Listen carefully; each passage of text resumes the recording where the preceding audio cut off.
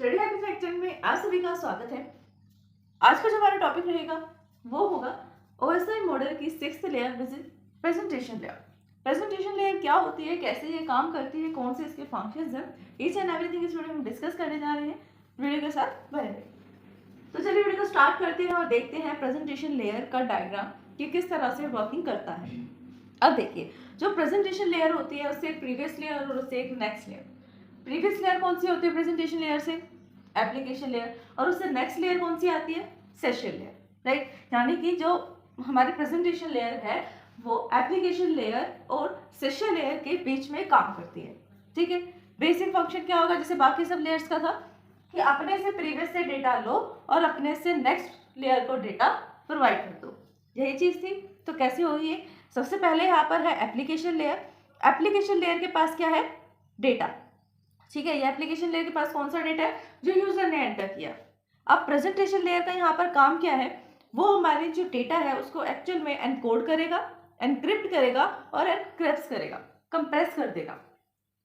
Encode करने का meaning क्या होता है? यानी किसी न किसी ऐसी साइन लैंग्वेज में उसको चेंज कर देगा जो सिर्फ और सिर्फ या तो सेंडर समझ सकता है या रिसीवर एंड पे समझा जा सकता है। कोई बीच में ऐसा हैकर या कुछ अनऑथराइज पर्सन नहीं होगा जो उस मैसेज को चेक कर सके। करना। अब एनकोड कैसे कर सकते हैं? By using the encoding. और डिकोड कैसे कर सकते हैं? By using the decoding techniques. Encoding जो है वो सेंडर एंड पे परफॉर्म की जाती है और जो डिकोडिंग होती है वो रिसीवर एंड पे परफॉर्म की जाती है। एनकोडिंग का मीन्स होता है किसी साइन लैंग्वेज में चेंज करना और उस साइन लैंग्वेज से वापस से चेंज एक नॉर्मल टेक्स्ट के अंदर करना, दैट इज डिकोडिंग, ठीक है। एनक्रिप्टेड, एनक्रिप्टेड का मीनिंग क्या होता है? एनक्रिप्ट कर देना, वापस से डिकोडिंग की तरह ही होता है ये भी। यहाँ पर क्या होता है? और सिक्योरिटी प्रोवाइड की जाती है एनक्रिप्टेड में, और रिसीवर एंड पे क्या होता है? डिक्रिप्टेड। फिर आता है कंप्रेस्ड डेटा। कंप्रेस्ड डेटा का मीनिंग यहाँ पे क्या होता है कि अगर डेटा का साइज बहुत बड़ा है ना, जो सेंडर सेंड कर रहा है उस टाइम पे डेटा का साइज ज्यादा है, लाइक हम 10 GB की फाइल को सेंड कर रहे हैं, MB नहीं GB, तो 10 GB की फाइल जो है उसको वो कंप्रेस कर देगा। कंप्रेस करके ऑलमोस्ट 7 या 8 GB तक उसको वो ले आएगा। तो कंप्रेस कम कर दे, मतलब उसके साइज को कम कर देगा जो हमारी एक्चुअल में फाइल होगी या डेटा होगा। फिर क्या करेगा? नेक्स्ट एक इसको प्रोवाइड कर देगा, ये कर देगा प्रोवाइड डेटा सेशन लेयर को। ये तो थी सेंडर एंड की बात। अब रिसीवर एंड पे क्या है? रिसीवर एंड पे अपोजिट वर्क होता है। यहाँ पर हमारा सेशन लेयर है, सेशन लेयर पे डाटा, और ये डाटा ये किसके पास देगा? प्रेजेंटेशन लेयर को। प्रेजेंटेशन लेयर वापस से उसको क्या करेगा? एनकोड करेगा, एनक्रिप्ट करेगा, और यहाँ पर रिसीवर एंड है ना, तो अपोजिट फंक्शंस को परफॉर्म करेगा। सबसे पहले कंप्रेस्ड को अनकंप्रेस्ड करेगा, यानी कि जिसका साइज कम था उसको वापस उसके एक्चुअल साइज में लेकर आएगा।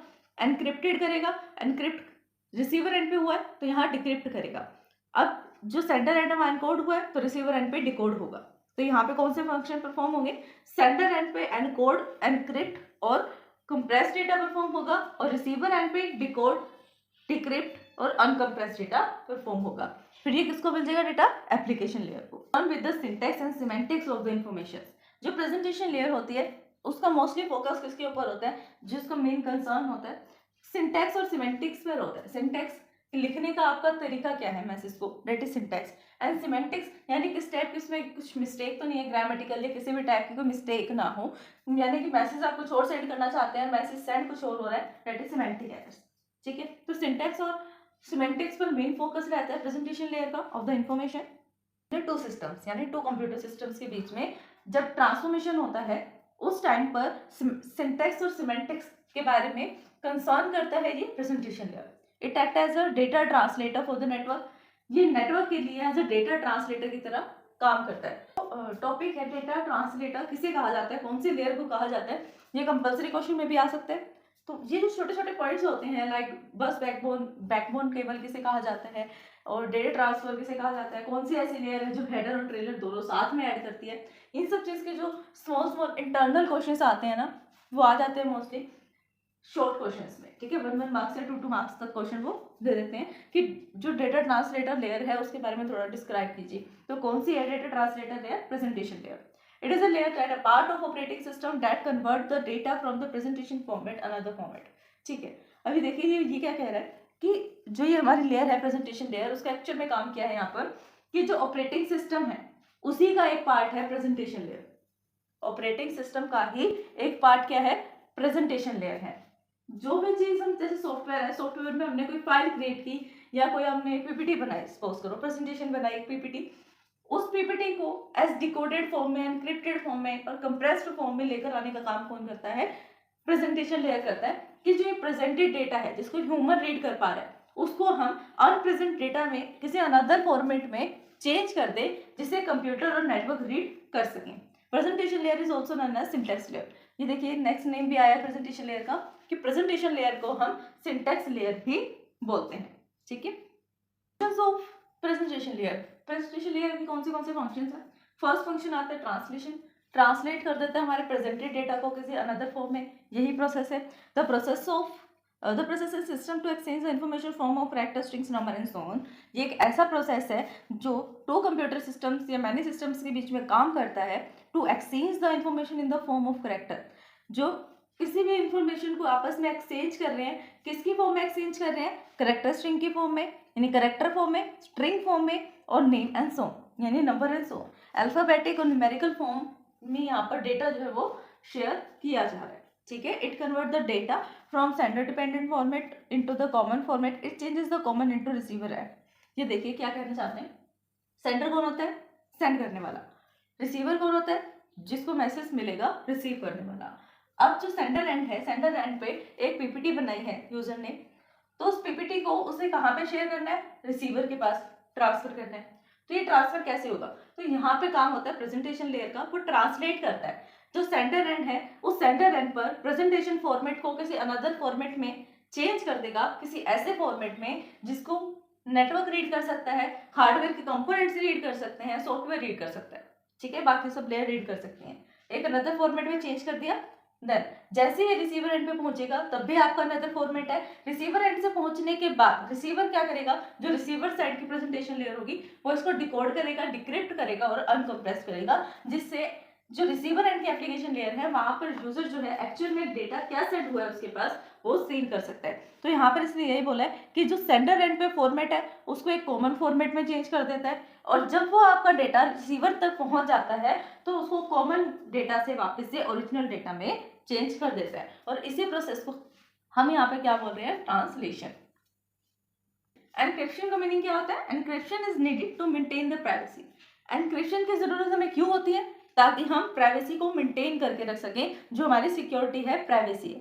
Encryption is the process of converting the sender transmitted into another form and sender resulting message over the network. ठीक है, यहाँ पर भी देखो ट्रांसलेशन की तरह एक डेफिनेशन है कि एनक्रिप्टेड का मीनिंग क्या होता है। एनक्रिप्ट का मीनिंग यहाँ पर क्या होता है कि सेंडर जो डेटा सेंड कर रहा है वो एनक्रिप्ट कर दिया जाएगा, यानी कि प्राइवेसी में लॉक कर दिया जाएगा। जैसे आप किसी वेबसाइट का यूज करते हैं, अगर उस वेबसाइट को यूज करते टाइम आपने देखा हो उसकी यूआरएल में उसके आगे ना HTTP जहाँ पर लिखा होता है यूआरएल वाले बार में, एड्रेस बार में HTTPS से पहले एक लॉक पैड लॉक का साइन बना होता है। पैड लॉक का साइन, उससे ये पता लगता है कि ये वाली जो हमारी वेबसाइट है जो हम यूज कर रहे हैं वो ऑथेंटिकेट है और एनक्रिप्टेड है। एनक्रिप्टेड मींस लॉक्ड है, यानी कि इसको सिर्फ ऑथेंटिकेट यूजर ही यूज कर सकते हैं, उसके अंदर मैनिपुलेशन भी सिर्फ ऑथेंटिकेट एम्प्लॉयज ही कर सकते हैं। ठीक है, तो ये होता है एनक्रिप्शन कर देना, एनक्रिप्ट कर देना, यानी कि आपकी जो प्राइवेसी है ये गारंटी देना कि आपकी प्राइवेसी जो है वो सेफ रहेगी। नेक्स्ट आता है एनक्रिप्शन। एनक्रिप्शन का क्या काम होता है? जैसे जो सेंडर सेंड कर रहा है फाइल को, उसका साइज बहुत बड़ा है, ज्यादा बड़ा भी नहीं, आप 700 MB लगा लो।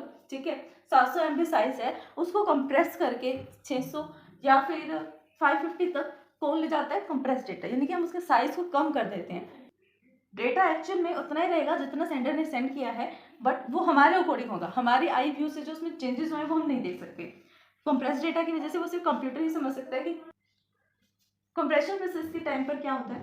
हमारा सिस्टम क्या करता है? एक्चुअल डेटा में से कुछ डेटा को रिडक्ट कर देता है, कुछ बिट्स को चेंज कर देता है, यानी कि जिस टाइम पे वो एनक्रिप्ट करता है या रिकॉर्ड करता है उस टाइम पे कुछ बिट अपने आप रिडक्ट हो जाती है या वो यूजर कर देता है। इसकी वजह से क्या होता है कि अगर बिट्स में चेंज होता है डेटा में भी चेंज होगा, लेकिन वो डेटा में जो चेंज होता है वो हम अपनी आई से नहीं देख पाते, इतना फील नहीं होता कि क्या चेंजेस हुए हैं। ठीक है, इसे बोलते हैं एनक्रिप्शन प्रोसेस, कि जो डेटा सेंडर ने सेंड किया है वही रिसीवर को मिलेगा, बट कंप्यूटर सिस्टम में वो डेटा एक्चुअल में कैसे ट्रांसफर हुआ है वो किसी को नहीं पता।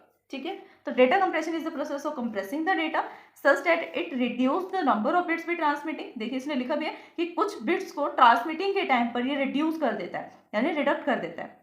Data compression very important in a multimedia such as a text, audio and video. Data जो कंप्रेशन की टेक्निक है वो बहुत ज़्यादा इंपॉर्टेंट होती है मल्टीमीडिया के टाइम पे, लाइक टेक्स्ट, ऑडियो या फिर वीडियो को जिस टाइम हम सेंड करते हैं तब हम इसका यूज़ करते हैं। तो फ्रेंड्स यही था हमारा आज का टॉपिक। आज हमने डिस्कस किया presentation layer which is the 6th layer of OSI model. I hope कि आपको टॉपिक समझ में आया होगा। फिर भी इस टॉपिक को समझने में आपको कोई डाउट आता है देन आप हमें कमेंट कर सकते हैं। वीडियो पसंद आए तो लाइक शेयर सब्सक्राइब करना कमेंट करना ना भूलें।